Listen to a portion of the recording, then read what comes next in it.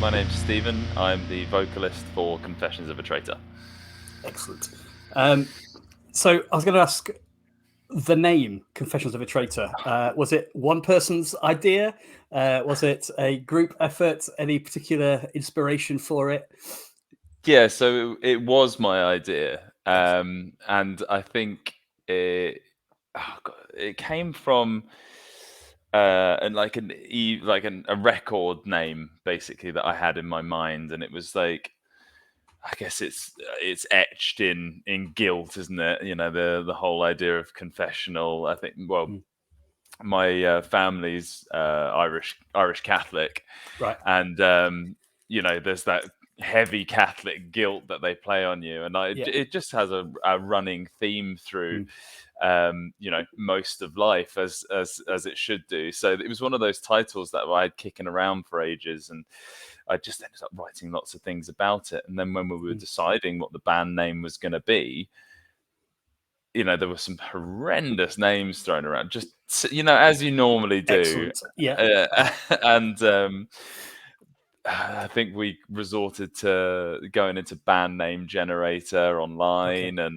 and all the rubbish that things come out with, and the guys just couldn't come up with anything. And I was like, well, these are a couple of titles that I've kind of had in the back pocket for a while, and then Confessions just stuck, and everyone was like, it's a really cool name. That's fantastic. I was thinking it's the right number of words for sort of it just says metalcore superstardom in its name. It's got the right number of words in it. Bring Me Horizon. Yeah. It's got it. It's got it.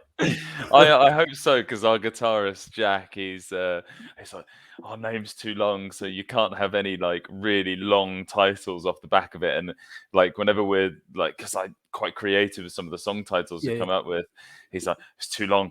It'll have our name, then that, and it starts to fry his brain a little bit. So yeah. Oh no! So I was just thinking. Sorry, go on. I was going to say, it proves to be difficult, but the anagram coat works really well. So absolutely, yeah. You can definitely hang off of coat hanger. Anyway, no, let's not use that bit. I'm so sorry. How long have you guys been going? Do you want to tell us about the formation of the band? Any different iterations? Obviously, different names, but the one that stuck, and how the band grew and developed to this point. Yeah, so I guess we started kind of jamming around at the end of 2014, and we put together a small EP. No real direction. We just knew that we had to put some songs together because we wanted to play live, and if we were playing live, then people wanted to hear what they were listening to, and as bands normally do. And it simply started as so Jack, our original drummer, and our bass player Tony were all friends from school, and then they were like, we need a singer, and I had put some recordings up online. I think I'd done a very shoddy version of As I Lay Dying's Confined and Heart of a Coward's other songs, and as you do. And they invited me down to audition. On that day, everyone kind of was like, oh, this works really well. And they played me some original stuff, and I was like, I like this. And it was I'd been auditioning for a couple of bands, and our original material really resonated with me. And by the end of that first audition, we'd written half of a song already. So It was like we just started to gel really quickly. And then it was just the four of us, and I had a friend from back home who played guitar and had pretty decent pipes on him. So I was like, do you want to come join the band? And like, we'll just kind of see if you vibe. And that was it, kind of, for like the first year. We were messing around, playing some local shows. Again, zero direction, put a little EP together, did a few tours, and that was kind of it. Our guitarist and our drummer left the band. And it was one of those things that you kind of go, at that point, you would rename the band. And grow into something else, but we really like the name of the band. So what we did is we put to bed the old material Right. and wrote an EP, had it recorded with Ramesh, who's just done Bring Me the Horizon's most recent album, Cool. Bleed From Within, Silosis, all the kind of big English metal bands. Yep. And that was kind of the beginning of what is now Confessions of a Traitor. So you can't really find any of the original material online. It was kind of, we look at it as demos and stepping stones, really. And Illuminate came out of that in 2017, and we'd signed to an Eastern European label, and did a little bit of touring off the back of that. Ended up in Russia, Eastern Europe, all across Europe. And then just before the pandemic, released our first album, Guided, again through Slip Trick. And we had all these grandiose plans of touring, as you do. And then COVID hit. I caught COVID pretty badly. Oh, man. I've had it 3 times so far. Dude, I'm sorry. Right. Gosh. It's all right. Yeah, I was, I think a second time I had it, ended up in the back of an ambulance on a ventilator. So I was pretty unwell. Much, much better now. Right. But and then throughout the pandemic, I kind of had a feeling that this wasn't going to be short. Okay. And I work, my main job is I work for a private hospital. And we were just getting fed through information about it. So I was just like, right, let's get writing. So we spent the whole of lockdown writing a little EP, and then the album Punishing Myself Before God Does. And that's where we got signed to Face Down Records. And we're now in the process of, the album comes out in 4 weeks, and we've got a single dropping tomorrow as we speak. So which one's that? A Place Where Your Hope Dies.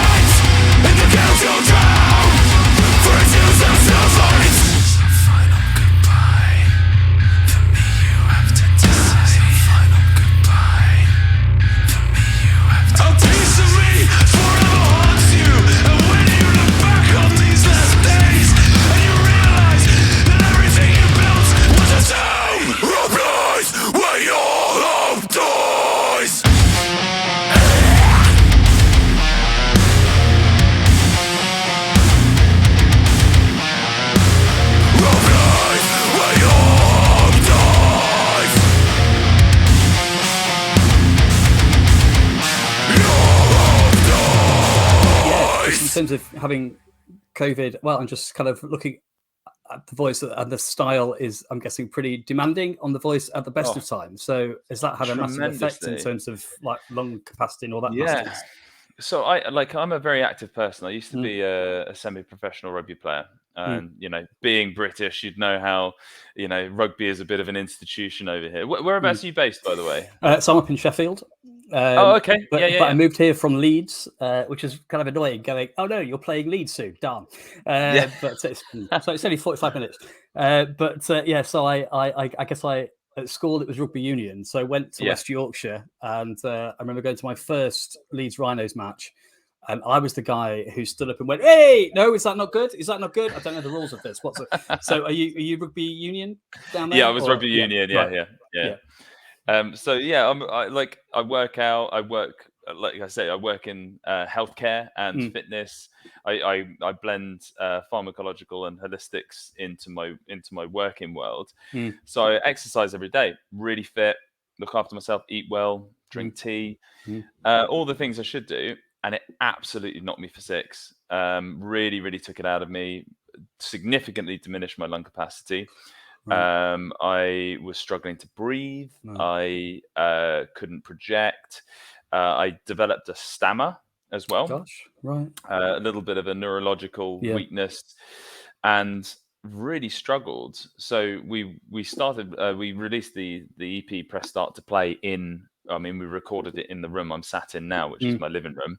Right. And it was a struggle. I was having to do the whole record line by line. It was like boom, boom, boom. And then it started to come back. My live show endurance is still terrible. But I remember getting into the studio to record Punishing.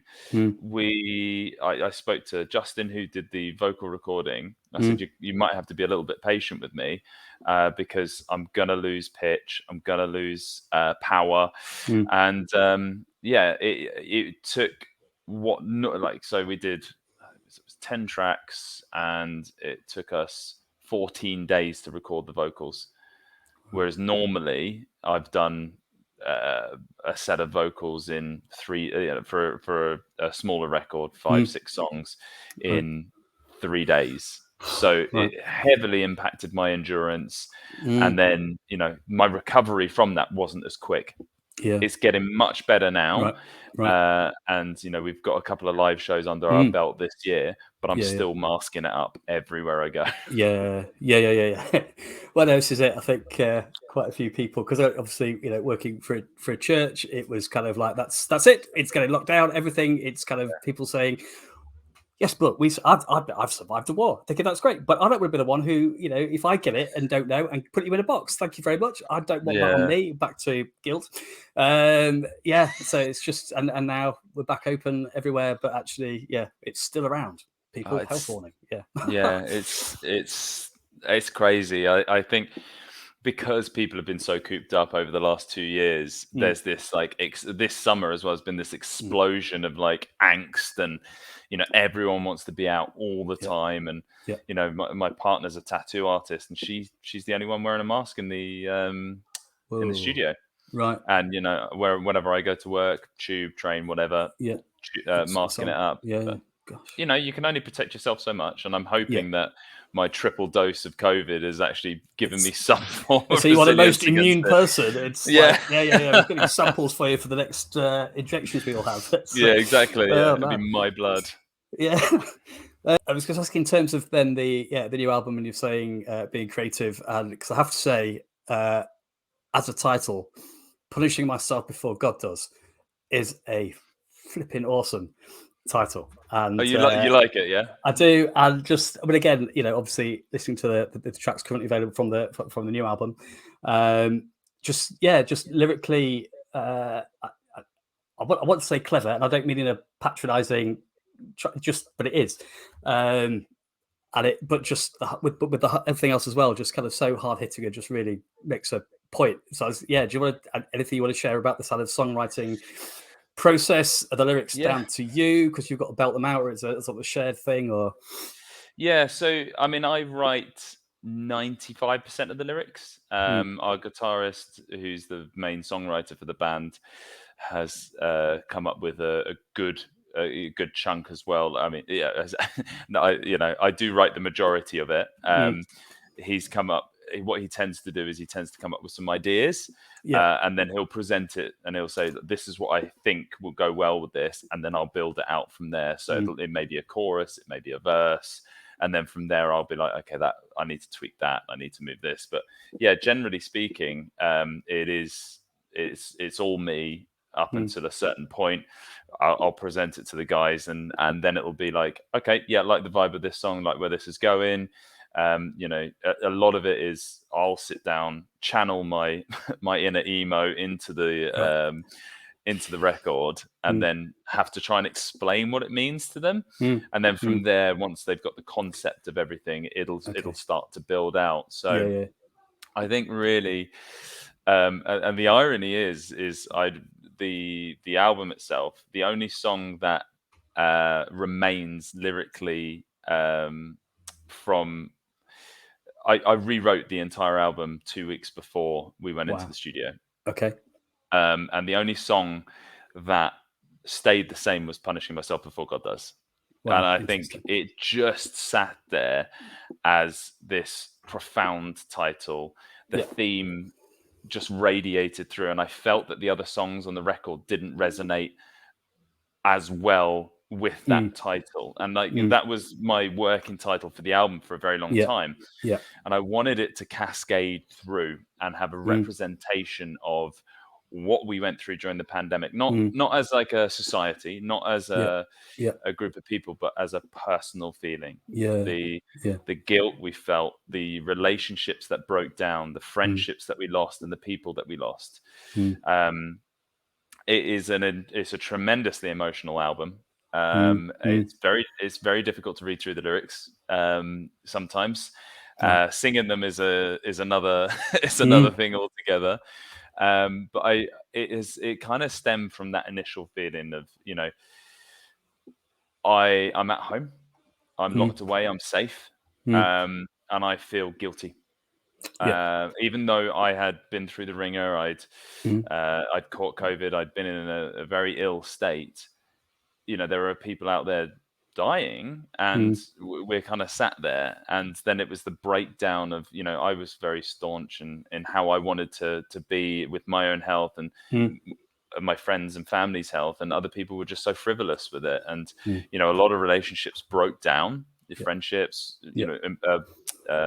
romantic relationships broke down within the band as well. Mm. Mm. Everyone went through a really tough time, and it is a snapshot of how we were personally through that period of time. So it's really cool to look back on, but also quite painful. Cool. And I feel like music really captures that. And I think the last song that we released, Lovecraft, was Mm. uh, is all about seizing that moment and driving it forward and not allowing yourself to fester. Mm. And as much as you may be with somebody and you feel that that is the definition of what you're going to be moving forward, Mm. you really need to have your own identity. And Mm. throughout that Okay. process and throughout this entire 2.5 years, the loss of identity that we have had has been Mm. astronomical. And Right. yeah, it was a real like, right, take back moment. So Mm. Mm. yeah, I mean, I guess that on the broad, like, there's 10 songs to rattle Yeah. through. But I think there's one which is a straight up album track, which is called "To Care for Those Who Cared for Us," Mhm. and 4 out of the 5 members of the band have members of their family that have dementia and Mm. that have either passed from dementia or are Right. currently in a hospice. Mm. So it Mm. is like it's so real to us. Like that Mm. song, find it very difficult to listen to, but really glad we wrote it, kind of Right. thing. So I'm very much one to display my own personal feelings about what's going on at Mm. this point in time and try Mm. and represent those closest to me. Mm. And then their relationship with religion, Yeah. their relationship with themselves, their partners, and their friends and Mm. family. So yeah, it's a very, very emotive album, but I'm very proud of it. No, totally, and I cannot wait for the whole. I was going to use the word concept album, but that's just too glib and not that.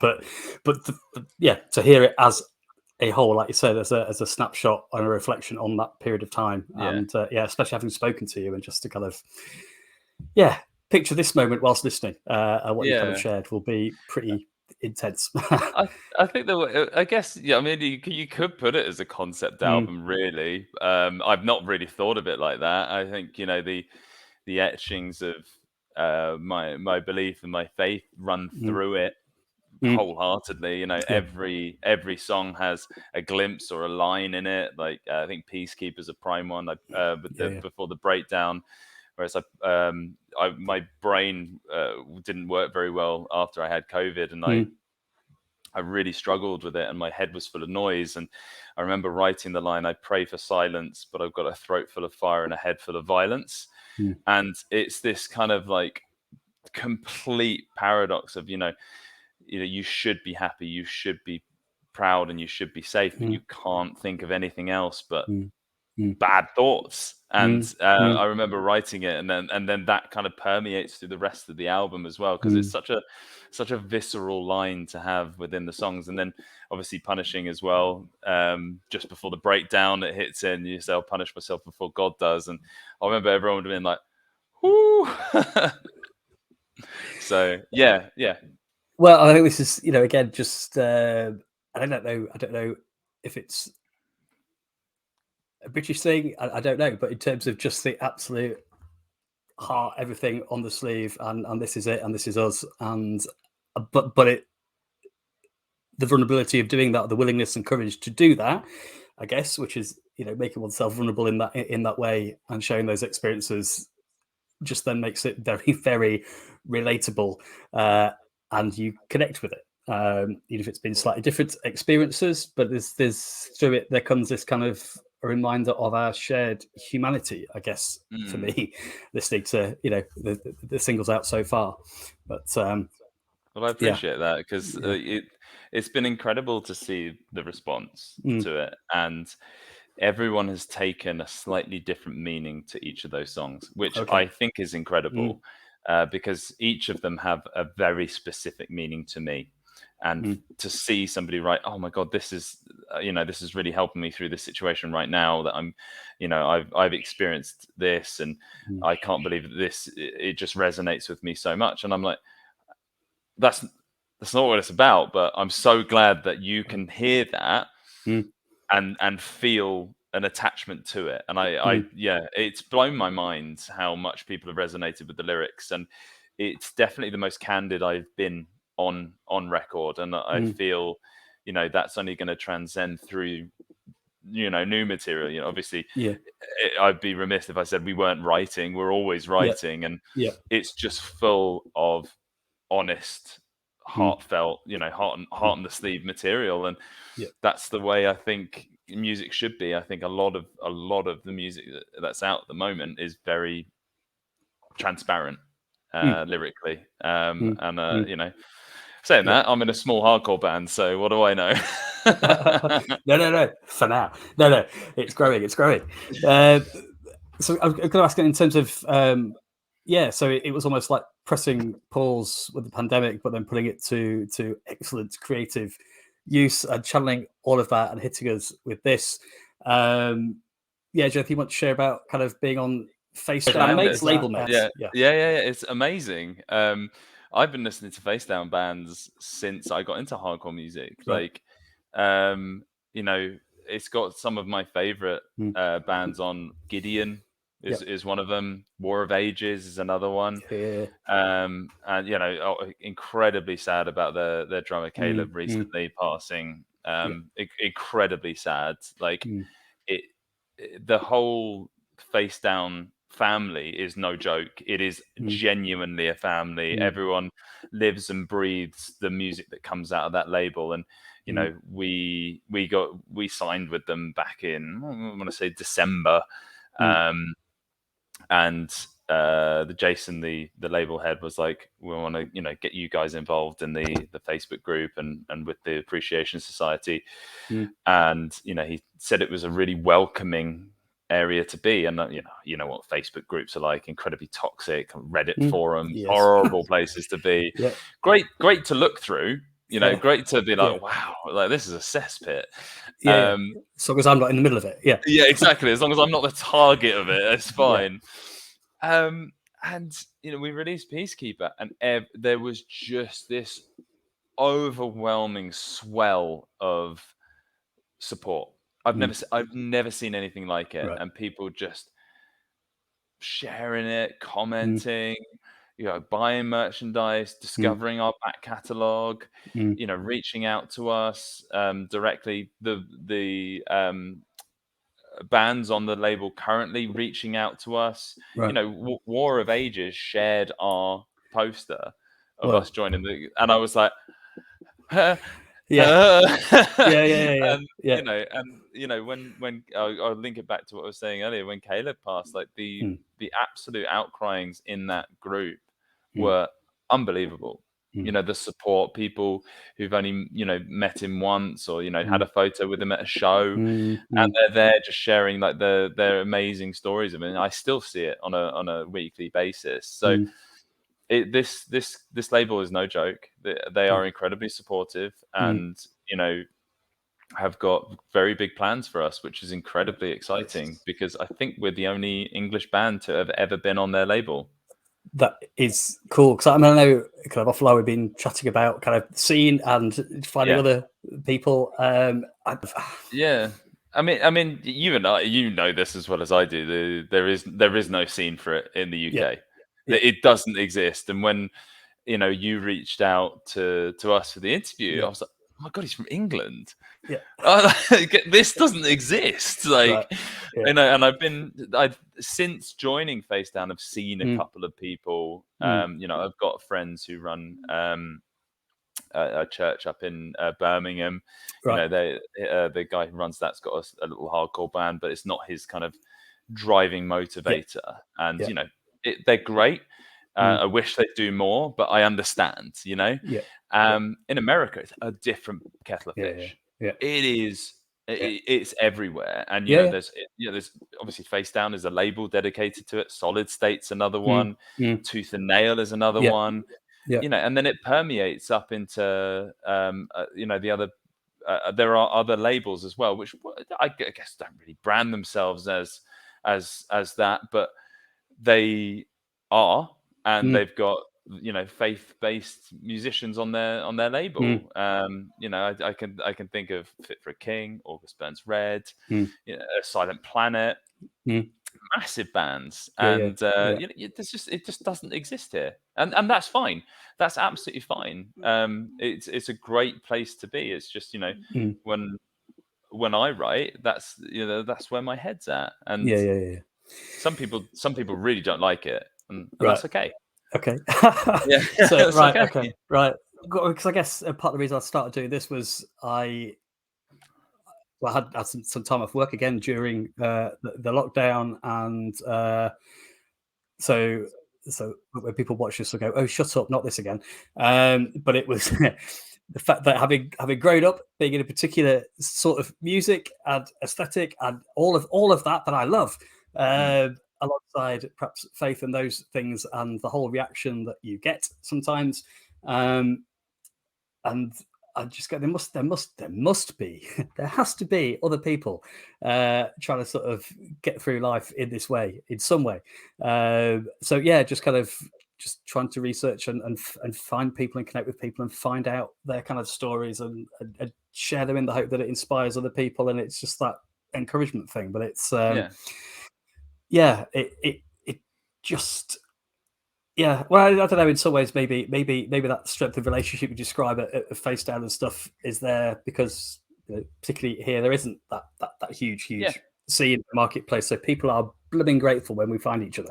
100%. Yeah, and it builds a stronger, like you said, it builds a stronger connection. I feel almost sometimes that Christian metal is vilified over here. Yeah. In fact, Yeah. it's can be a hindrance. Yeah. So it is what it is. Mm. And in America, it's not. It's Right. an entire scene. But Mm. having chatted with some of the guys, obviously since you get announced to the label, people Mm. reach out to you, and I've Mm. had you know heaps of conversations with Christian bands over in the Mm. States, Mm. and they're like, "Oh my god, I didn't know there was a scene in the UK." I was like, "There's not, mate. There's No, absolutely we not. are it. Hello. Let me tell you, there's not." But then, you know, for them as well, they talk about how they've been prejudiced against and Mm. stuff like that. And Mm. do you know what? They're still successful, and that's they're doing what they love, Mm. and that's the most important thing. And Yeah. yeah, Yeah. it's just really really interesting Mm. how the complete polar opposites are over here. Yeah. Yeah. I mean, you're saying in terms of Christian bands, but then in terms of your faith and the kind of environment and ethos that you describe on the website, which is scrolling along the bottom, people, where you can go and pre-order as well, and just that positivity and that honesty and all of that good stuff that is for everybody. So I don't know, what's the reaction from Silosis fans or whatever? Do you get any kickback the other way? I guess. Well, we've always branded ourselves as a more kind of positive hardcore Mm, outfit, mm, and I think that stems from belief, self belief, yeah. strength in strength of mind and everything like Mm, that. And mm, that was where my head was at. I don't want to be going, oh, life is terrible, things are bad. mm, Let me be real sad about everything. Like, there has to be some light at the end of the tunnel. There mm, is. There always is. mm, If you work hard enough, saying that, I don't want to, what's the word I'm looking for? I don't want to kind of demean anyone's struggles, because mm, everyone has, a very serious set of struggles mm, that they deal with in a very different way. But, I'm a very, very strong believer of, if you work at it and you work hard and you build up your resilience, you can overcome anything. mm, And mm, if our music can give you that moment of solace, that moment of respite, mm, then that's my job done. That'll make me happy. I don't, there are, like I said, this record is emotional. mm, It touches some of the darkest places that I've ever been. mm. However, the end of every song, there is light at the end of the tunnel. Yeah, And yeah. as much as you're like, oh my god, this is bad, and then there's a line in it somewhere, like, it's gonna get better. Mm, This will be the mm, worst you'll ever feel. And I want to maintain that. And mm. if it resonates with somebody who's Christian, amazing. If it resonates Yeah, with somebody who's not, yeah, do you know what I mean? yeah, yeah. I leave it Mm. to a level of ambiguity Yeah, yeah, that is enough to relate to some people. But straight out of the bat, the album is like, yeah, we're coming for you, and this is what we're about. yeah, yeah, yeah, yeah. No, no, fantastic. So I say, you've obviously got gigs coming up. I mean, you are. Is it fair to say you are a hardworking band, Yeah, alongside day jobs you've described and all the rest of it? And I guess what you've described in terms of that, looking after yourself and the fitness, but just the energy in it all, and the focus is pretty phenomenal. I mean, how has any of the new material been received live? How are any of the gigs going? And any particular ones that you're looking forward to that you would recommend just to come and hunt you down? yeah. So I think we've played, I think, 3 shows since Peacekeepers dropped, and Mm, then obviously since then. So um, and it is so much fun to play live. mm, And I'm sure, yeah, hopefully you'll come down to one of the shows on the tour in mm, October. mm. But it is we're just energy. The Yeah, entire set is energy. I have to have a wireless mic because I run around so much. fantastic. Um, and it's just like you can see us smiling the entire time, and we've Mm. always had that. But now with this new material, it's Mm. like a new lease of life. Right. You know, the restrictions have lifted. We've got new Mm. material ready to Mm. go, and I think we played Lovecraft released 4 weeks ago, Mm. and the day it was released, we played a London club show. Mm. And it was electric. There were Right. people who already knew the lyrics to the song, and it had That's only been amazing. released like 20 hours beforehand. Oh And it's man. like you're like, oh right, okay, we're now on the right Yeah. sort of platform. Yeah. Um, like I said, A Place Where Your Hope Dies comes out tomorrow, but Mm. as you launch this, it'll be today or whenever. It'll be Yeah. out now. That's a very heavy song. Excellent. Like I love it. It represents who we are in London. So the video is actually filmed in London. Okay. So I don't know if you know London all that well, but Bits of. But yeah, so we filmed sections of it in the middle of Piccadilly Circus. okay. Cool. I jumped on a tube and trying to film me singing whilst the tube is going and stopping full of people was hilarious, if not Amazing. Oh, mildly you didn't wait awkward. till sort of like the last tube. There's not many people on it. You went just in there. We're doing this, right? Yeah. Yeah, Awesome. we kind of sectioned off the back of this one tube, Mm. but yeah, you can see there's a couple of times you can see. Oh, did I stumble in that bit when the train was coming in? You can see Right. me kind of going like this. So yeah, that was really good. But we've got a friend has booked us for his garden party on Saturday. So Wow. we're actually paying his back garden in Fantastic. central London. Right. So that one I'm looking forward to. Is just going to be a bit of fun. But Mm. obviously we've then got the album release Yeah. shows. So Yeah. album comes out the 16th of Yeah. September. The shows start on the 30th and then cascade through until the 22nd of October, where we play London. Yeah. And Yeah. it's our biggest headline show to date, which is really, That's really exciting. yeah. Yeah. That is actually so sort of homecoming gig as well. Just end on a high. That's Yeah, I mean, we played a couple of shows in London, and we did when mm. we released the EP last year. We did a very intimate show in the Black Heart in Camden, Right. and it was sold out. But the Black Heart's 120 people, Mm. and it was sweaty.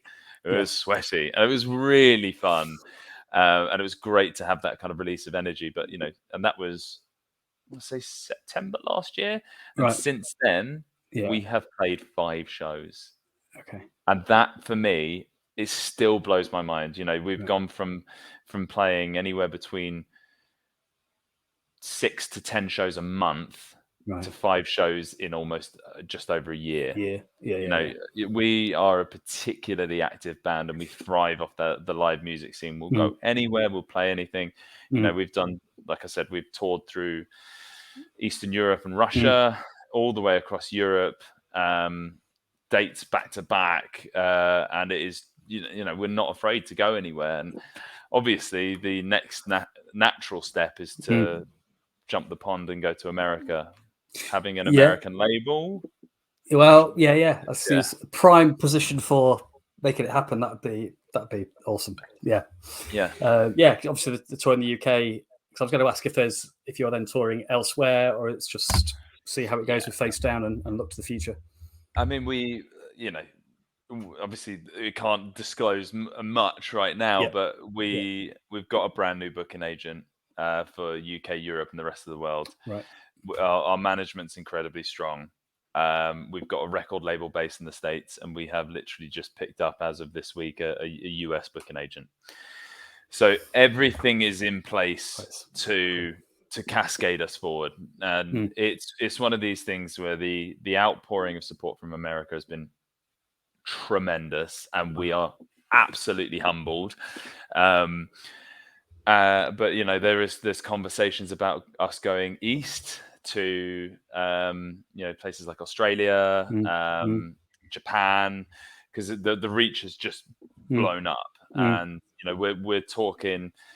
America's obviously on the cards, and then it's like, right, how are you going to balance a full-time job and and it's one of these things where you're like, Yeah. and then obviously what happens next, what's new material going to look like. So everything is building.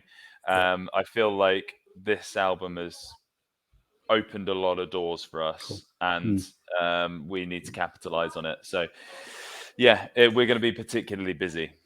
Yeah. Like we were in Kerrang when we released Guided, and I've still got the copy in my drawer upstairs. Excellent. Yeah. And I was like, I remember being like, "Mum, I made it. I'm in the magazine I used to make you buy me when I was a kid." And she was like, well That's done, nice. dear." Yeah.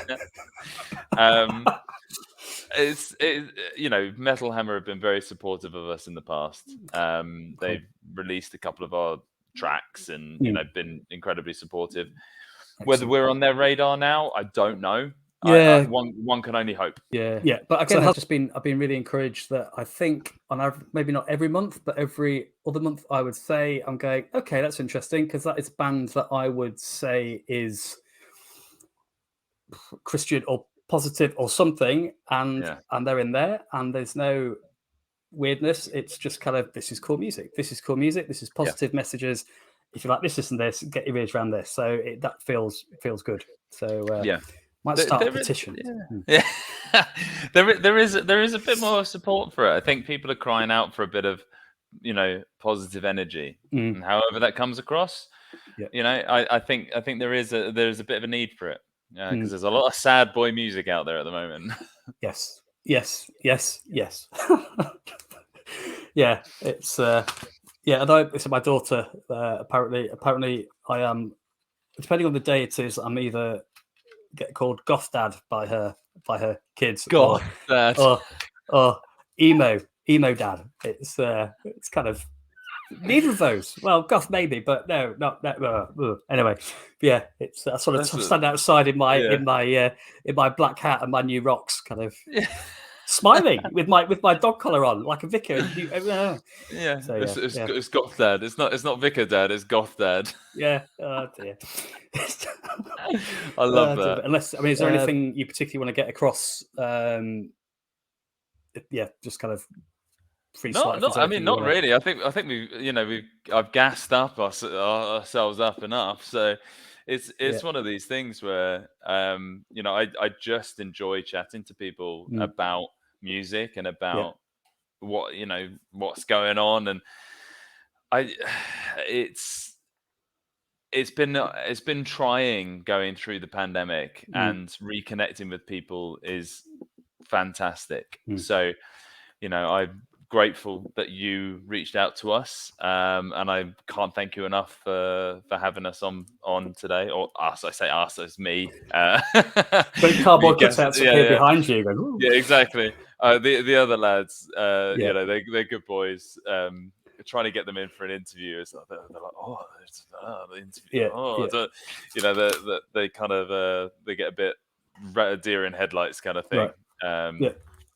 Even trying to do our own live stuff on Instagram, they're just like, I don't want to say anything wrong. I was like, what could you say wrong? Like, I don't want to upset anyone. Yeah. You just got to be you. And that's ultimately they like your music, and then people get involved because they like you. So yeah.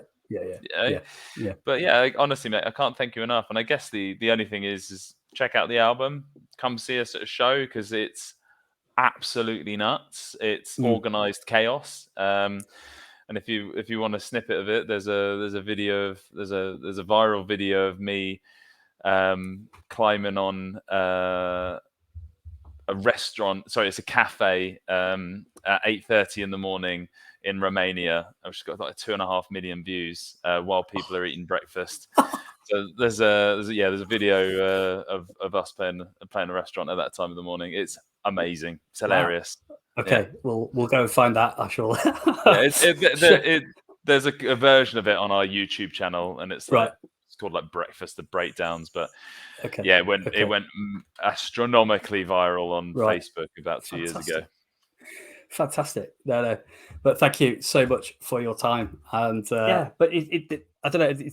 Somehow you managed to do what you do in such a way that is okay. So I admit a couple of times I've had a go at sort of a something approaching a death metal growl, and it ain't good.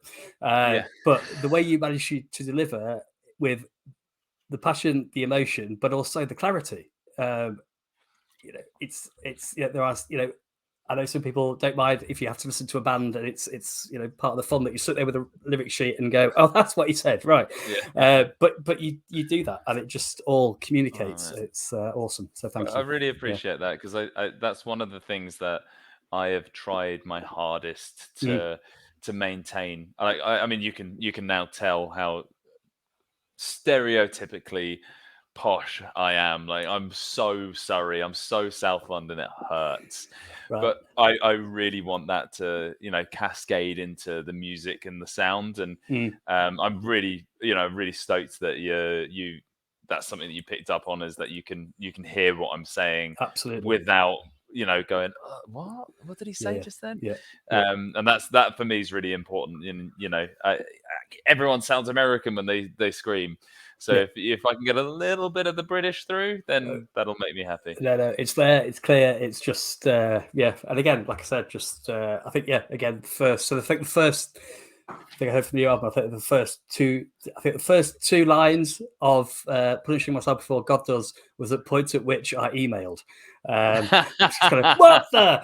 Whoa, man, that's just absolutely got me between the eyes. That's just straight at it. I wanted to grab a few people with that opening line. I think the song title is very thought provoking in general, and that's why it's the album title as well. So and it's the opening track for the album. So when that's the opening track, you're going to be in for a wild ride. Absolutely. Thank you so much. I shall let you make more tea. But amazing. Thank you so much for having us on. Thank you. Amazing. Cool. Thank you so much. You take care. I'll see you later, mate. Okay, man. Thank you.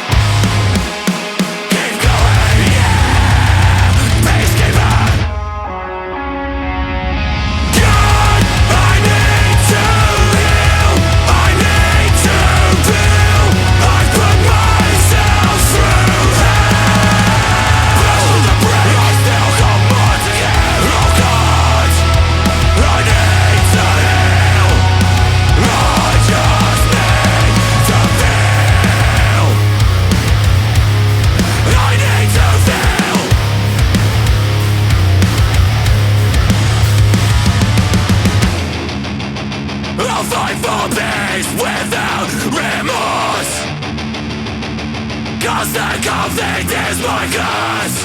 I won't let this be what